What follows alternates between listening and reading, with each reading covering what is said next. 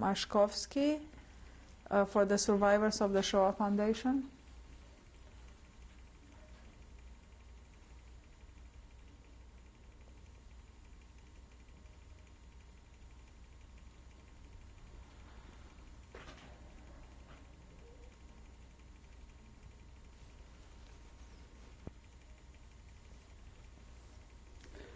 Let me go back to some of the things that happened in camp before we started on the death march, in other words, 43, 44. What camp were you in? In Buna. Mm-hmm. It's still Buna, Monowitz. It's the factory that we built for IG Farben that exists today and makes money off of even of our past, I suppose. Well, anyhow, whatever happens when somebody escaped, let me give you a day in the camp. In the morning, 5 o'clock was wake-up time. 10 after 5, as I told you, I was carrying the coffee. I had to get up half an hour earlier to carry that coffee, so-called coffee, with a brown liquid, but it was warm. It was something that we needed.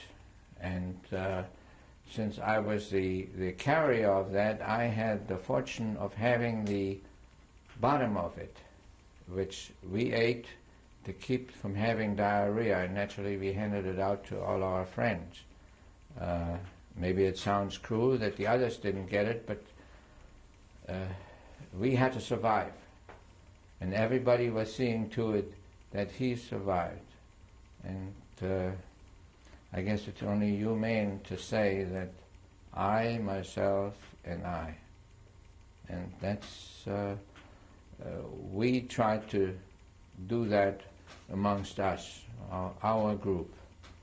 Anyhow, at 5:30 or so, we got all our so-called food. We got a piece of bread, and we got maybe something little to put on, which was a so-called margarine, which was, well, it was made out of buna. Buna means rubber or coal or what have you.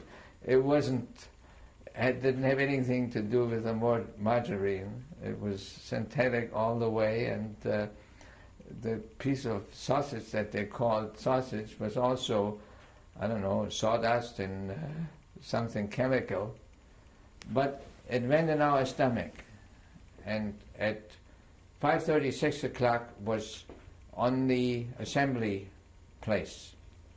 Every barrack had to bring everybody, dead or alive, to the assembly place. And we were assembled by barrack numbers, 1, 2, 3, and so on, up to, I don't know, I counted the 23, but that was in the beginning. We were in beginning of 43, that was the beginning of the camp. They had, I think, 40 or 50 barracks after that, altogether. Everyone had to assemble. It was about 200 in each, and we were counted at this assembly place.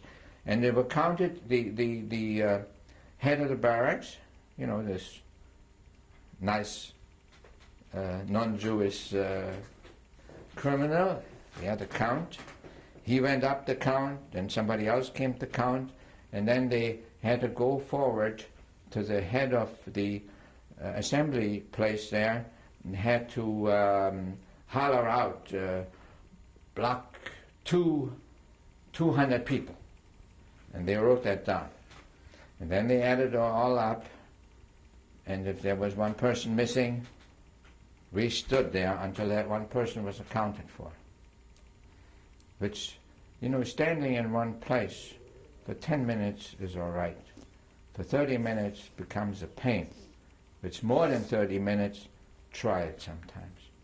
Not moving in one place. That's a punishment by itself. And if you don't have the strength, and we had a lot of people falling down, and they were beaten, They were assembled and put and going down to the ovens. I mean, this was the way of life, or of death, whichever one you want to call it. After that, after all the counting was done, we assembled into work details, again by numbers. I was work detail 79, which was the 79th work detail to march out of the camp into the factory. It took a while for 79, you know, each work detail had at least 30, 40 people, or some of them had hundreds. Number 4, with the cement, had thousands, because they needed a lot of material because they didn't last long. So anyhow, we were standing there at least till 7:30, 8 o'clock, and it started at 6. So for 2.5 hours every morning, we marched out, and then again we were counted, mind you. We were counted when we assembled to the detail, and we walked out to the detail. And the detail leader had to holler out, number 79, 35 people. Counted. The SS. That was, when we marched out, the SS was there. That was the only ones. They made sure. And once we were out in the factory, it was a little easier. The tension was not as great. Because then we, especially when I was working as a mechanic, the SS couldn't come in there because it was high tension, you know, electricity, and they were not allowed to come in there. So it was a little easier. But until we get there, it was murder. Really murder, because how many people can take that? The supply of people was plenty. So we, once we were there, it was a little easier. But in the evening, the whole thing started over again. In the beginning, the camp walkways were very muddy. You know, Silesia, that part of Silesia was a lot of rain, the weather was bad, so it was muddy. Now, you couldn't bring the mud into the barracks, because the barracks, the floors were meticulously oiled, no dirt in there. So anybody had dirty shoes, it was already another chicanery that takes some strength out of you, because you had to be clean. How can you be clean in mud? So they made us bring stones, these what do you make a chimney out of? Bricks. Bricks. We had red bricks. We had red bricks to build the factory. Now, we couldn't steal those bricks. We were not supposed to. But we had to bring 2 bricks every night. If you didn't have the bricks, you get bricked. I mean, you get punished. So here they don't want us to steal it, and there, well, they want us to steal it. So how do we do this? So we first brought in the broken ones. They were not too strict with the broken ones. That wasn't good enough for the SS. We had to bring whole ones. But IG Farben didn't want to give us the whole ones. But we had to bring them. Now, that was another ordeal. Everybody had to have a brick under his arm to come in with. For that was until the walkways were brick walkways, which was nice for us afterward. But to do this, we had to do this in the evenings and on weekends when the factory was closed. The weekends was Sunday, Saturday we worked. So all this had to be built then. And every barrack had to bring so many people to do this. In front of the barrack had to do it. After that went on for quite a while. But let's go back to the evening marching in. Now, the dead or alive had to come in. They were counted. On most details, like 4 and 3 had a lot of dead people, and they had to be carried. And they were put in when the detail assembly was assembled. They had the corpses stacked up, and they were counted. And when the count was right, we assembled into the barrack assembly again. We were counted. It then was 8 o'clock. Then we got to eat.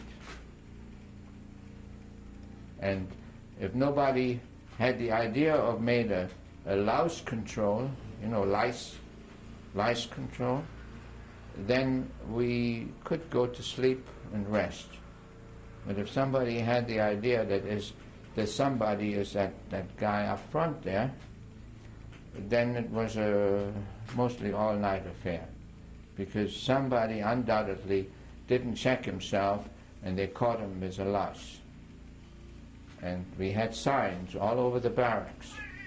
1 louse, or lice, what is a single lice? You're dead. And they meant that. Some of our guys didn't believe it. It was an ordeal. Every blanket, every piece of clothes had to go through disinfection. Now this starts at 8 o'clock. 200 people are being checked, undressed. By the time that disinfected stuff comes back, it's 12, 1, 2, 3 o'clock in the morning. By the time everybody's got their things, or not their things, and hollering, and you stole this, you did that, and you know, the energy is flowing out of everybody, and it's 3, 4 o'clock in the morning. 5 o'clock is getting up time. That kills people. So again, we had corpses to carry to the assembly place.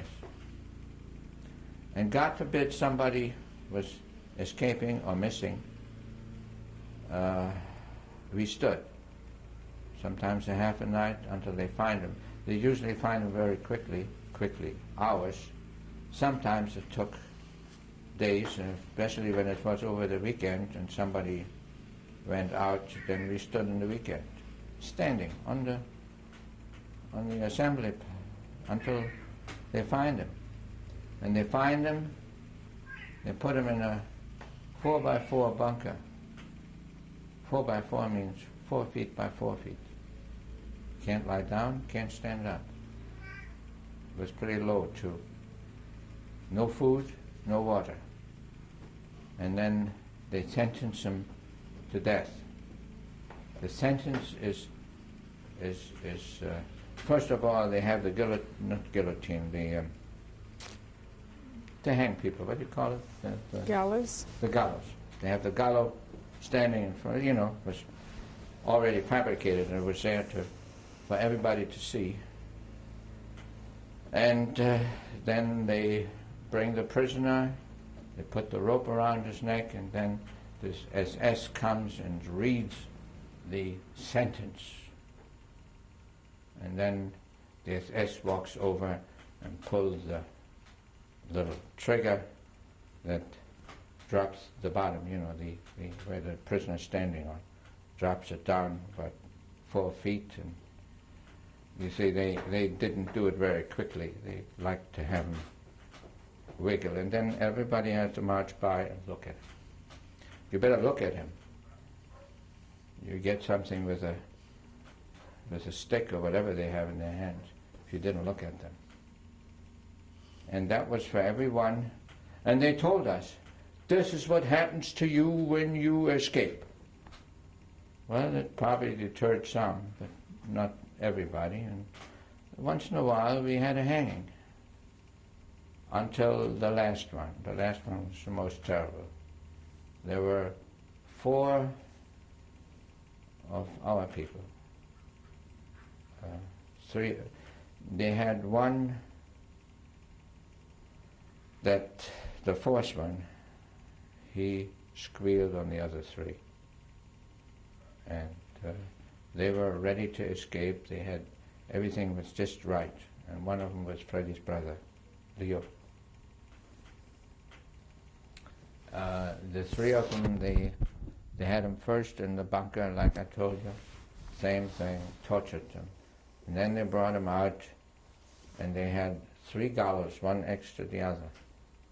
And Leo hollered,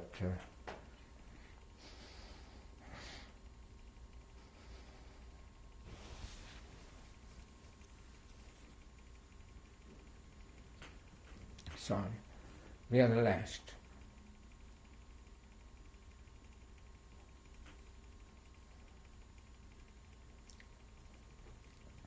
And they had us, they knew that we knew them, and they had us right in front.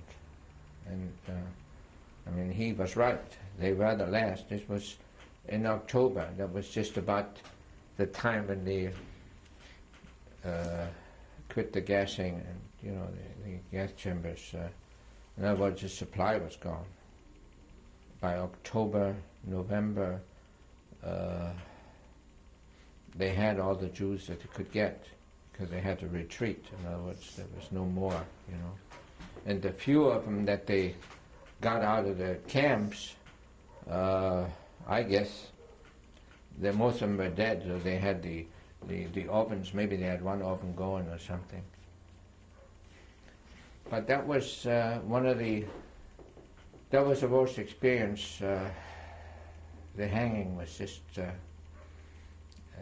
unbelievable. But even there, we got so calloused, and so that this was, well, what can we do? There's nothing we could do, and there was the resistance.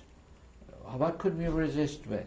We couldn't get any guns, any ammunition, any dynamites or anything like that. We couldn't get. It was, we didn't want to die, and the SS machinery was so elaborate that when anybody says, "Huh, I would shoot, I would do this," with what? If anybody ever says that, then he should be asked whether he ever looked at the wrong end of a machine gun.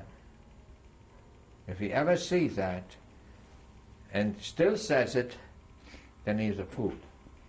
Then he doesn't want to live. He wants to commit suicide.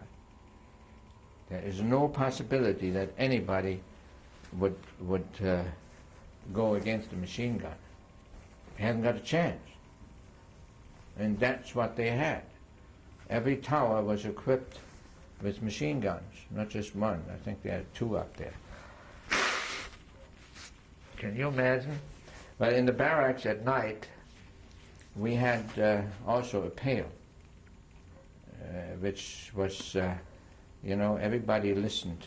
Is the pail full? You can hear that. You get so trained. When the pail is full, you don't go, because the last one has to carry it out in underpants. You cannot have the uniform on. In underpants. Now, if you had to go in underpants, what's happening to your uniform?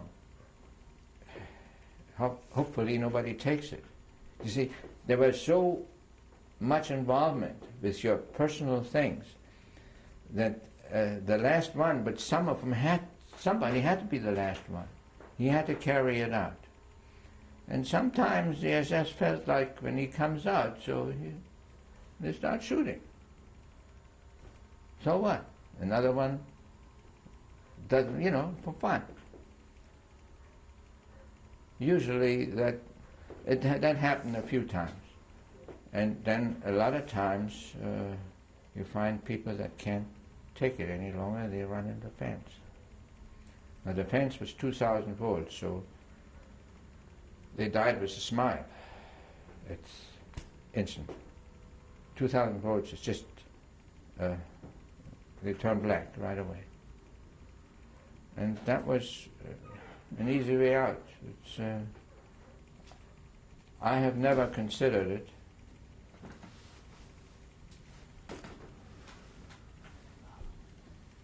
I've never considered.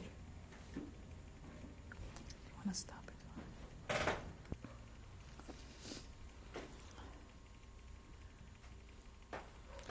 after, I mean, the people really that considered that, maybe in some cases maybe it was the right thing to do, because it saved them a lot of pain. Because when you are getting to that decision, you're just about at the end of endurance, and that is one way to do it. And it only took 3 steps. They had, I guess, maybe 3 feet between, in other words, they had a little fence about a foot high, which was, after that, was very clean and rocks, and then came the electric fence, and after the electric fence was a non-electric fence. So once you hit that electric fence, that was it. But you know what they did? When he hit the electric fence, they still were shooting at him. As if the electric fence wasn't enough. You heard those machine guns, tut, tut, tut, tut, tut. What for? As if the electric fence didn't do the job. He was black. You know, the skin burns kind of. So, that I could never understand. And when we heard that, we knew, oh, another one. You know, you kind of so disassociate? Yes, so it's so disassociated from everything that it shakes me when I think about this, that we were not concerned anymore. It's completely calloused to human life. We were so dehumanized that we were also becoming maybe like them. When you think about it, it's mind-boggling. Some people maybe will deny that, but if they search for themselves, into themselves, that that was about the only way you could more or less survive, to be kind of me, myself, and I, and that's just about the way it's got to go. Well, the life in the camp wasn't easy. It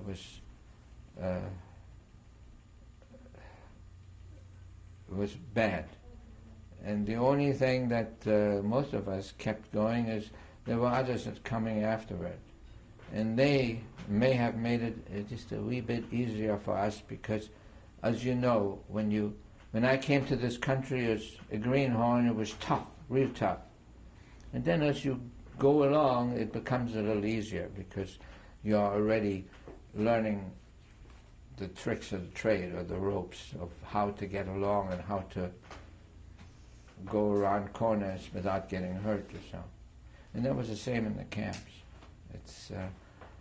We all learned, some quicker, some not so quick, how to get around and survive. And on the death march, it was just how we survived that is still a mystery to me, because it was cold. January, February, March. In that part of the country, the frost and the snow never stops. It was always white. The best place, all during that march, was what's more than a prison, a security prison. I mean, where they had more than just the regular prisoners. It was the best place they put us overnight. We were maybe 400 or 500, maybe less. It was already in March, and they couldn't find a place for us to. See, we were in a town, so they couldn't find a place for us to keep us safe. So they put us into this prison. The prison was warm, it was clean, there was light in there, and the prisoners were so nice to us. They gave us all their food. And we had a place, we slept on the concrete, we had a place to stretch out. It was wonderful. But I don't think we stayed there 2 nights. Maybe we were, I don't know. That was the best place in that whole march. And the worst place was when they put us into a mine shaft. That was in March. It was a mine shaft that just went into a hill, into a mountain, you know. But it had no exit, and it had no ventilation. So whoever was in the back, can you imagine 500-600 people or more in there? The air becomes used up. So, and I have learned, and I have taught that myself and Benjamin, that we will not be in the crowd, and we will not push or scramble for food. If we get it, we do. If we don't, we preserve our energy. Very important. So we were in the back, and all of a sudden, we couldn't breathe. And somebody stepped on my hand, and it was open, it was bleeding. So Benjamin helped me with that. He had a rag or something, he put it up, and we were laying on the ground. I don't know how we found out that the ground is breathing. So on the ground we got air, and you could hear the machine guns, you know, because people pushed out, they needed air. So we survived that. That was the worst place. That was also one night. You see, they had to put us up someplace where they had complete control over us. You know, when it gets dark, you can run, even though they had dogs and everything else around us, but there was always a chance. And counting was not possible anymore, because, you know, even though they could have put us in detention, and if we knew somebody escaped, you could sneak around and make the number right. That control they didn't have anymore. But also, we didn't know where to run to. We were still, then we were already, it was German territory. But how can we trust Germans? The way we looked, I don't think you can picture that. I mean, filthy, we made on ourselves, we must have smelled like, I don't know what. And some of us had diarrhea. I mean, you could imagine what a bunch of sorry boys and men we were. And who would put up with that? I mean, we walk around to homeless when they look something like, not like us. It's impossible to look that way. And we walk around them. So we considered all that, and we said, there's no way. And we wanted to live. And we did not escape, and we endured that every day and every night. We walked through the snow, and we walked and walked until the 23rd of April. I walked, and then I said to Benjamin that this is it. You can't, one of us has got to survive, so we can't go on like this, impossible. So they had a transport going to a camp, they said, a coal car, so they threw us all in there. I mean, we were not, everybody that was in that cattle wagon was almost incapable of standing up. So we were supposed to go into a sick ward or a hospital or whatever they wanted to call it. In fact, we considered that this is, you know, kingdom, here we come, right? And it wasn't so. They put us in a camp, in another little camp with a lot of almost all Hungarians. Do you know the name of the camp? Yeah, Oberwüste-Giersdorf. It's near Durnau. It's, I think, about 40 miles east or southeast of Breslau, Wrocław today. I was there 2 years ago. You've seen the picture, right?